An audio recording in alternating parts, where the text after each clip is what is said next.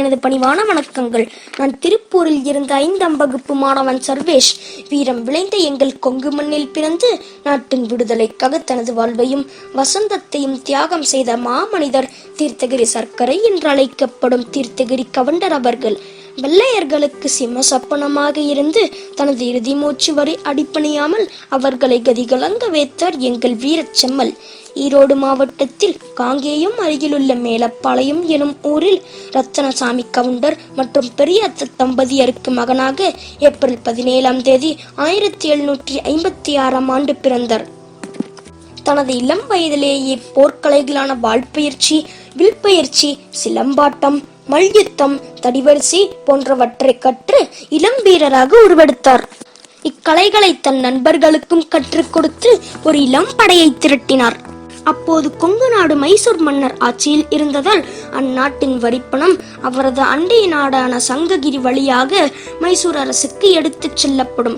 ஒரு நாள் தனது நண்பர்களுடன் வேட்டைக்கு சென்ற தீர்த்தகிரி அவ்வரிப்பணத்தை பிடுங்கி ஏழை எளிய மக்களுக்கு விநியோகம் செய்தார். இதை தடுத்து தண்டல்காரர்கள் கேட்டபோது சிவன் மலைக்கும் சென்னி மலைக்கும் இடையே இருந்த ஒரு சின்ன மலை பிடுங்கியதாக மைசூர் மன்னர் ஹைதர் அலியிடம் போய் சொல் என்று சொல்லி அனுப்பினார்.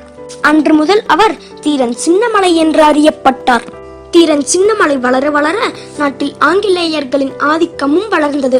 1782இல் ஹைதர் அலி இறந்த பின் அவரது மகனான திப்பு சுல்தான் ஆட்சியை பிடிக்கிறார். திப்பு சுல்தான் ஆங்கிலேயர்களின் ஆதிக்கத்தை வேரோடு வெட்ட எண்ணினார்.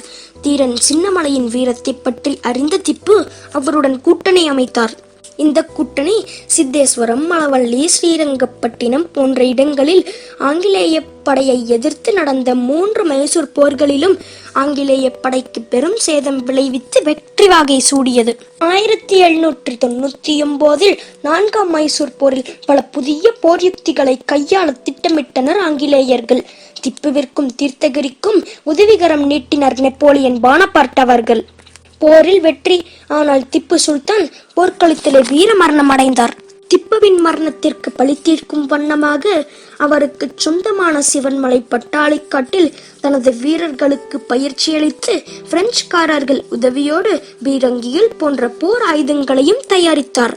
1799இல் தனது படையை பெருக்கும் விதமாக திப்புவிடம் பணிபுரிந்த சிறந்த போர் வீரர்களை தனது படையில் சேர்த்து கொண்டு தன்னை ஒரு பாளையக்காரராக அறிவித்து அண்டைய நாட்டில் உள்ள பாளையக்காரர்கள் அனைவரையும் ஒன்று திரட்டினார். 1801இல் பிரெஞ்சுக்காரரான கர்னல் மாக்ஸ்வெல் தலைமையில் ஆங்கிலேய படையை பவானி காவேரி கதையில் எதிர்த்து வெற்றி கண்டார். 1802இல் சின்னமலைக்கும் செவன்மலைக்கும் இடையே நடந்த போரில் சிலம்பாட்டமாடி ஆங்கிலேய படைகளை தவிடுபொடியாக்கினார் சீரன் சின்னமலை. 1803இல் அரிச்சலூரில் உள்ள கர்னல் ஹாரிசன் ஆங்கிலேய படையை கையெறி குண்டுகள் வீசி வெற்றி கண்டார்.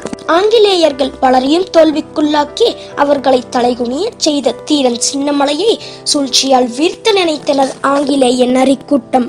அவரது சமையல்காரனான நல்லப்பனுக்கு ஆசை வார்த்தைகள் காட்டி அந்த மாவீரரையும் அவருடைய சகோதரர்களையும் கைது செய்தனர். 1805 ஜூலை 31ஆம் தேதியன்று அவர்களை சங்ககிரி கோட்டையில் தூக்கிலிட்டனர். வீரமரணம் அடைந்த அந்த மாவீரரின் 49 ஆண்டுகள் வாழ்க்கை வரலாற்றை 200 ஆண்டுகளுக்கு பிறகும் இந்த கொங்குமண் போற்றி பாடிக்கொண்டே இருக்கிறது. ஓடா நிலையில் சின்னமலை நினைவு மண்டபம் உள்ளது. ஈரோடு மாவட்ட ஆட்சியர் அலுவலகத்திற்கு தீரன் சின்னமலை மாளிகை என்று பெயர் சூட்டப்பட்டுள்ளது.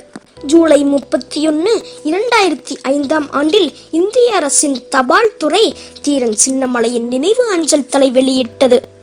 கானகம் நிறைய 1000 மரங்கள் இருந்தாலும் சந்தனம் மட்டுமே இங்கு மணக்கிறது. அதுபோல மனிதர்களில் ஒரு சிலர் மட்டுமே புரட்சி எண்ணங்களோடு உலகில் ஒவ்வொரு பகுதியிலும் தோன்றி இருக்கிறார்கள். அப்படி 250 ஆண்டுகளுக்கு முன்னால் எங்கள் கொங்கு மண்ணில் தோன்றிய பைரங்குல செல்வனை என்றும் மறவோம். எந்த மலை சாஞ்சாலும் எங்க மலை சாயாது, அந்த மலை இந்த மலை தீரன் சின்ன மலை, அந்த மலை இந்த மலை தீரன் சின்ன மலை. வாய்ப்பளித்தமைக்கு நன்றி, வணக்கம். இந்த வீடியோ பற்றிய கருத்துக்களை கமெண்ட் பண்ணுங்க. சேனலை மறக்காம சப்ஸ்கிரைப் பண்ணுங்க.